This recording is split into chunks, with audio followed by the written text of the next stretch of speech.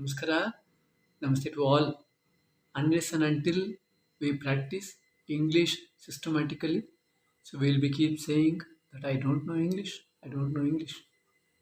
So we need the real practice. So that need to happen. Only then we are going to get it. ಹೌದಲ್ವಾ? ಅಂದರೆ ನೋಡಿ, ಸತತವಾಗಿ ನಿಯಮಿತವಾಗಿ ನಾವು ಏನು ಅಭ್ಯಾಸ ಮಾಡ್ತಾ ಇದ್ದೀವಿ ಅದನ್ನ ಮಾಡೋದಕ್ಕೆ ಶುರು ಮಾಡಬೇಕು. ಒಂದು 10 ದಿವಸ, 15 ದಿವಸ, 20 ದಿವಸ ಸ್ವಲ್ಪ ಏನೂ ಅರ್ಥ ಆಗೋದಿಲ್ಲ, ಹಾಗೆ ಮಾಡ್ತಾ ಇರಬೇಕು ಕಂಟಿನ್ಯೂಸ್ ಆಗಿ. ಆಗ ಏನಾದರೂ ಒಂದು ಆಗ್ತದೆ. ಒಂದು 6 ತಿಂಗಳಲ್ಲಿ, 1 ವರ್ಷದಲ್ಲಿ, 2 ವರ್ಷದಲ್ಲಿ ಒಂದು ದೊಡ್ಡ ರಿಸಲ್ಟೇ ಬಂದುಬಿಡುತ್ತೆ. Definitely you are going to get it.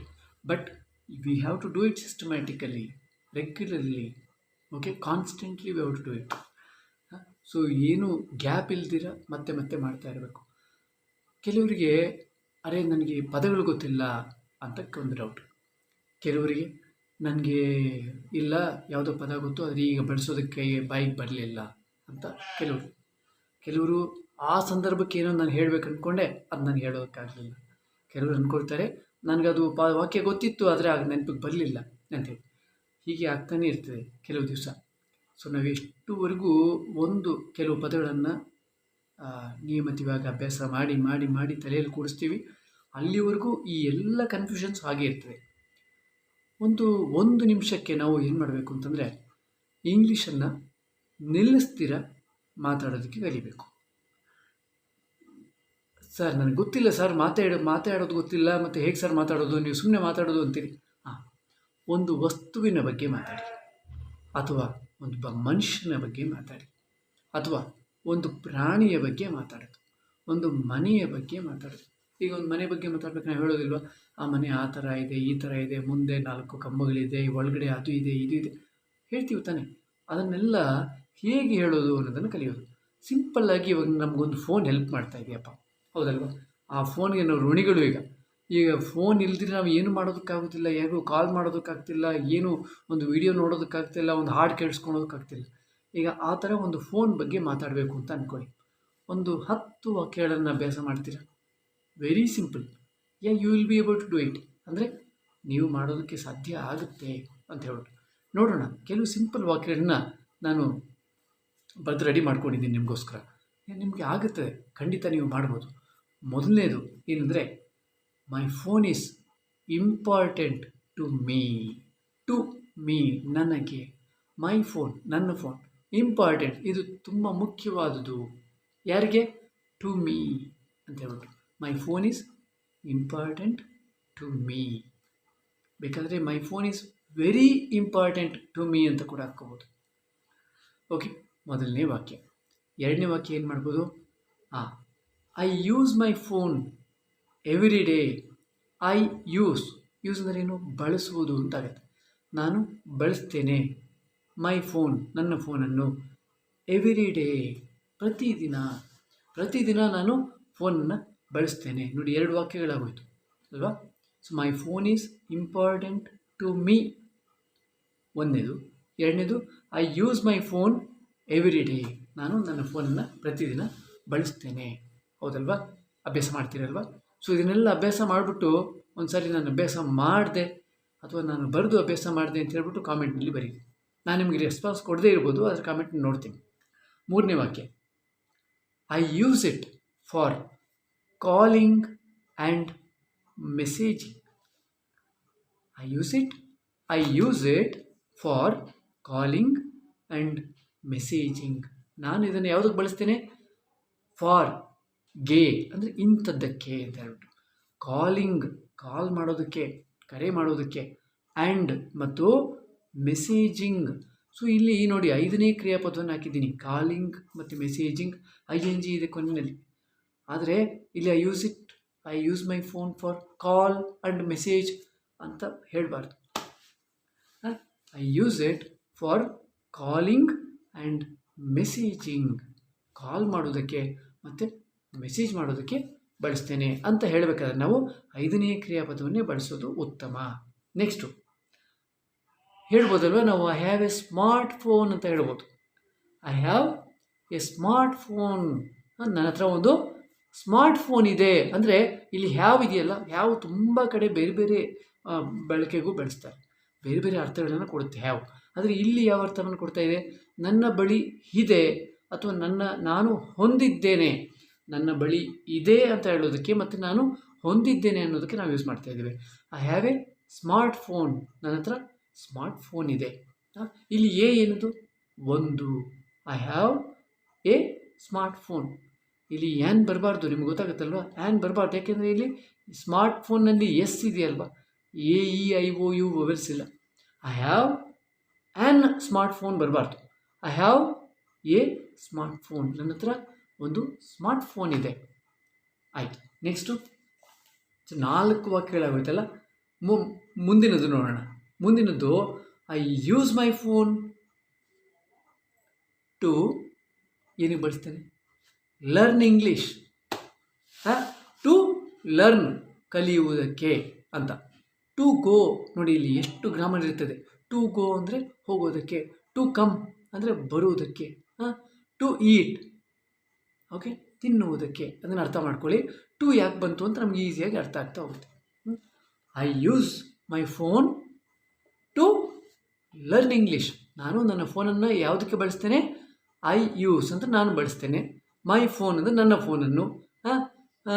To learn, to learn ಅಂದರೆ ಕಲಿಯೋದಕ್ಕೆ ಅಂತ ಆಯಿತು. ಆದರೆ ಏನನ್ನು ಕಲಿಯೋದಕ್ಕೆ? ಅದನ್ನು ಕೊನೆಯಲ್ಲಿ ಹಾಕಿ, ಇಂಗ್ಲೀಷ್. ನೀವು ಬೇಕಾದರೆ I use my phone to learn Hindi ಅಂತ ಬೇಕಾದ್ರೆ ಬರ್ಕೋಬೋದಲ್ವ. Next I use my phone to learn Kannada ಕಲಿಯೋದನ್ನ ಯೂಸ್ ಮಾಡ್ತೀನಿ. ಅಥವಾ I use my phone to learn music ಅಂತ ಕೂಡ ಮಾಡ್ಕೋಬೋದು, ಹೌದಲ್ವಾ? ಸಿಂಪಲ್ ಆಗಿದೆ ತಾನೇ? ಸಿಂಪಲ್ಲಾಗೇ ಇರುತ್ತೆ. ಇದು ಏನಿಲ್ಲ, ಸ್ವಲ್ಪ ಅಭ್ಯಾಸ ಮಾಡಿ ಮಾಡಿ ಮಾಡಿ ಈ ಎಲ್ಲ ವಾಕ್ಯಗಳನ್ನು ತಲೆಗೆ ಕೂಡಿಸ್ಕೋಬೇಕು. ಓಕೆ. ಆಮೇಲೆ ನೆಕ್ಸ್ಟು ಏನು ಮಾಡ್ತೀನಿ ನಾನು ಫೋನಲ್ಲಿ? I watch videos. I watch videos. Watch ಅಂದರೆ ಏನು? ನೋಡುವುದು ಅಂತಾಗುತ್ತೆ, ಗಮನಿಸುವುದು ಅಂತಾಗುತ್ತೆ. ಐ ವಾಚ್ ವೀಡಿಯೋಸನ್ನು ನೋಡ್ತೇನೆ. ಎಲ್ಲಿ? On my phone. ಇಲ್ಲಿ ಇನ್ ಮೈ ಫೋನ್ ಹಾಕಬೇಡಿ. I watch videos on my phone. I watch videos on my phone. ನೀವು ಕೇಳ್ಬೋದು ಒಂದು ಪ್ರಶ್ನೆ, ಸರ್ ಇದು ಏನು ಸರ್ ನೀವು ಈ ಥರ ಹೇಳ್ತೀರಿ? ನಾವು ಫೋನ್ನಲ್ಲಿ ಅಂತ ಹೇಳ್ತೀವಿ, ಫೋನ್ ಒಳಗಡೆ ತಾನೇ ಏನಾದರೆ ನಾವು ವಿಡಿಯೋ ನೋಡ್ತೀವಿ ಅಂತ ನೀವು ಹೇಳ್ಬೋದು. ಆದರೆ ನೀವು ಗಮನಿಸಿ ನೋಡಿ, ನಾವು ಫೋನ್ ಒಳಗಡೆಗೆ ಹೋಗಿ ಕೂತ್ಕೊಳ್ತಾ ಇಲ್ಲ. ಅರ್ಥ ಆಯ್ತಲ್ವಾ? ನಾವು ಫೋನ್ ಒಳಗಡೆ ಹೋಗಿ ಕೂತ್ಕೊಂಡ್ವಾ? ಇಲ್ಲ. ಪರದೆ ಎಲ್ಲಿದೆ? ಫೋನಿನ ಪರದೆ ಅಥವಾ ಸ್ಕ್ರೀನ್ ಏನಿದೆ, ಫೋನ್ ಹೊರಭಾಗದಲ್ಲಿ ಇದೆ, ಮೊಬೈಲ್ನ ಹೊರಭಾಗದಲ್ಲಿದೆ. ನಾವು ಫೋನ್ ಒಳಗಡೆಗೆ ಹೋಗಲೇ ಇಲ್ಲ. ನಾವು ಫೋನಿನ ಹೊರಭಾಗದಲ್ಲಿ ಇರ್ತಕ್ಕಂಥ ಒಂದು ಸ್ಕ್ರೀನ್ನಲ್ಲಿ ಈಗ ನಾವು ನೋಡ್ತಾ ಇದ್ದೇವೆ. ಈಗ ನಾನು ನಿಮ್ಮನ್ನು ನೋಡ್ತಾ ಇದ್ದೀನಿ, ಎಲ್ಲಿ ನೋಡ್ತಾ ಇದ್ದೀನಿ? ಆ ಹೊರಭಾಗದಲ್ಲಿ ಏನೊಂದು ಸ್ಕ್ರೀನ್ ಇದೆ ಅದರಲ್ಲಿ ತಾನೇ ನೋಡ್ತಾ ಇದ್ದೀನಿ. ಅದನ್ನು ಆನ್ ಅಂತ ಬಳಸಿ. ಅರ್ಥ ಆಯ್ತಾ? So I watch videos on my phone. ನೀವು ಬೇಕಾದರೆ I watch movies on my phone ಅಂತ ಹೇಳ್ಕೋಬೋದು. I watch songs on my phone, ಅಥವಾ I watch dance shows on my phone. ಈ ಥರ 100 ವಾಕ್ಯಗಳನ್ನು ನೀವು ಮಾಡ್ಬೋದು. ನೆಕ್ಸ್ಟು ಬೇರೆ ಏನು ಮಾಡ್ತೇವೆ? ಎಷ್ಟೊಂದು ಅಪ್ಲಿಕೇಶನ್ಸ್ ಇದೆ ಅಲ್ವಾ? ಐ ಯೂಸ್ ಆ್ಯಪ್ಸ್ ಅಥವಾ ಅಪ್ಲಿಕೇಶನ್ಸ್. ಎಲ್ಲಿ? On my phone. ನನ್ನ ಫೋನ್ನಲ್ಲಿ ನಾನು ಅಪ್ಲಿಕೇಶನ್ಸನ್ನು ಯೂಸ್ ಮಾಡ್ತೇನೆ. Okay. I use applications on my phone.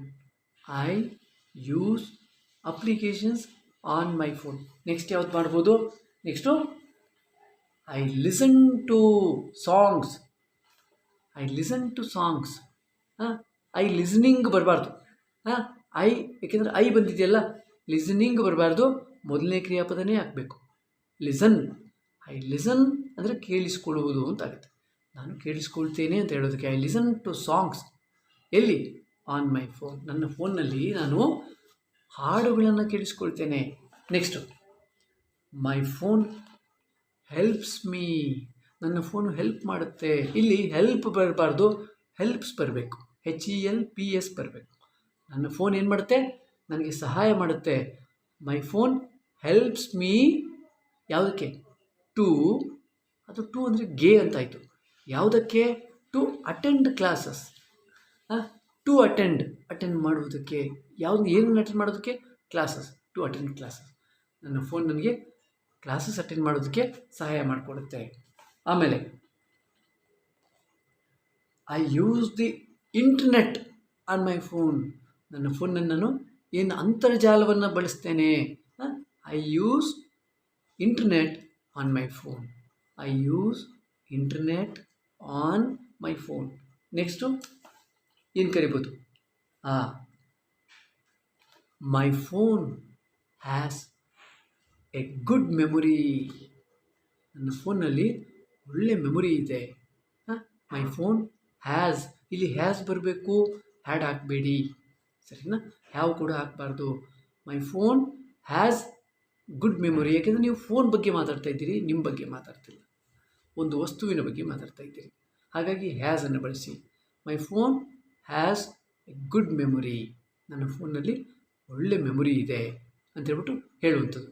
ಈ ಥರ ಒಂದು 10 ವಾಕ್ಯಗಳನ್ನು ನಾವು ಪದೇ ಪದೇ ಮೆಲ್ಕಾಗ್ತಾ ಇದ್ದರೆ ತಲೆಯಲ್ಲಿ ಒಂದೇ ಪದ ಕೂತ್ಕೊಳ್ತಾ ಹೋಗುತ್ತೆ. ಇವಾಗ ನಾವು ಹೇಳಬೇಕು ಅಂತ ಅಂದ್ಕೊಳ್ಳಿ, ನಾನು ಒಂದು ಕ್ಲಾಸ್ ಅಟೆಂಡ್ ಮಾಡೋದಕ್ಕೆ ಹೋಗ್ತಾ ಇದ್ದೀನಿ. ಐ ಆಮ್ ಗೋಯಿಂಗ್ ಟು ಒಂದು ಪ್ಲೇಸ್ ಹಾಕೋಣ, Ballari. I am going to Ballari. ಯಾವುದಕ್ಕೆ? To attend a seminar. ನೋಡಿ, ನಿಮಗೆ ಟು ಅನ್ನೋದು ಚೆನ್ನಾಗಿ ಕೂತ್ಕೊಳ್ತೆ. ಒಂದು ಟು ಜೊತೆಗೆ ಒಂದು ಯಾವುದೋ ಒಂದು ಅಟೆಂಡ್ ಅಥವಾ ಟು ಲರ್ನ್ ಅಥವಾ to see, to come, okay ಅಂತ ಹಾಕ್ತಾ ಹೋದಾಗ ಯಾವ್ಯಾವ ಅರ್ಥಗಳನ್ನು ಕೊಡುತ್ತೆ. ಓಕೆ, ಸೊ ಅವನು ನನ್ನನ್ನು ನೋಡೋದಕ್ಕೆ ಬರ್ತಿದ್ದಾನೆ. ಹೇಗೆ ಹೇಳಬೇಕು? ಈಸ್ ಕಮಿಂಗ್ ಟು ಸಿ, ನೋಡುವುದಕ್ಕೆ. ಯಾರನ್ನು? ನನ್ನನ್ನು. ಹೇಗೆ ಹೇಳಬೇಕು? ಮೀ. ಈಸ್ ಕಮಿಂಗ್, ಅವನು ಬರ್ತಾ ಇದ್ದಾನೆ ಅಂತಾಯಿತು. ಅದೊಂದು ಬೇರೆ ವಾಕ್ಯ. ಏನಕ್ಕೆ ಬರ್ತಿದ್ದಾನಪ್ಪ? To see me. To see me, ನನ್ನನ್ನು ನೋಡೋದಕ್ಕೆ ಬರ್ತೀಯಾನೆ. ಟು ಅರ್ಥ ಆಯಿತಾ ನಿಮಗೆ? ಅರ್ಥ ಆಯಿತು ಅಂತ ಅಂದ್ಕೊಂಡಿದ್ದೀನಿ. ಮತ್ತೆ ಮತ್ತೆ ಅಭ್ಯಾಸ ಮಾಡ್ತಾಯಿರಿ, ಅಭ್ಯಾಸವನ್ನು ನಿಲ್ಲಿಸಬೇಡಿ. ನೋಡೋಣ, ಹಲವಾರು ಕಥೆಗಳನ್ನು ಮಾಡೋಣ, ಹಲವು ಸಂಭಾಷಣೆಗಳನ್ನು ಕೂಡ ಅಭ್ಯಾಸ ಮಾಡೋಣ. ಎಲ್ಲರಿಗೂ ನಮಸ್ಕಾರ, ನಮಸ್ತೆ.